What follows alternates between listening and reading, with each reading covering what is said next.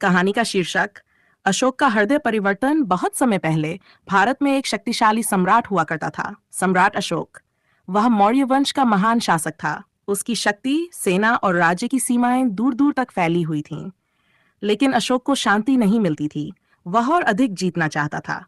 एक दिन उसने फैसला किया कि वह कलिंग नामक एक स्वतंत्र राज्य पर हमला करेगा। कलिंगवासी स्वतंत्रता प्रेमी थे, लेकिन अशोक की सेना विशाल थी। युद्ध हुआ, भीषण और विनाशकारी। हजारों सैनिक मारे गए, निर्दोष लोग मारे गए, गांव उजड़ गए।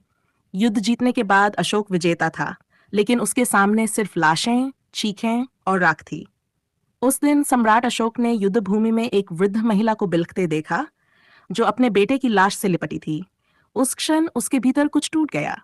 वह सोचने लगा, क्या यही है मेरी जीत? क्या मैंने सच में कुछ पाया है? उस रात अशोक सो नहीं पाया। सुबह होते ही उसने घोषणा की, अब मैं कभी युद्ध नहीं करूंगा। मैं अब तलवार नहीं, धर्म का रास्ता अपनाऊंगा। उसने बौद्ध धर्म अपनाया, अहिंसा का प्रचार किया और एक दयालु, न्यायप्रिय राजा बन गया। उसने जगह जगह शिलालेख बनवाए, जिनमें उन्होंने शांति, करुणा और नैतिकता की बातें लिखीं। और इस तरह इतिहास में सम्राट अशोक को सिर्फ एक योद्धा नहीं, बल्कि एक बदले हुए हृदय वाला महान शासक कहा गया। सीख: कभी कभी सबसे बड़ी जीत युद्ध में नहीं, बल्कि अंदर के परिवर्तन में होती है।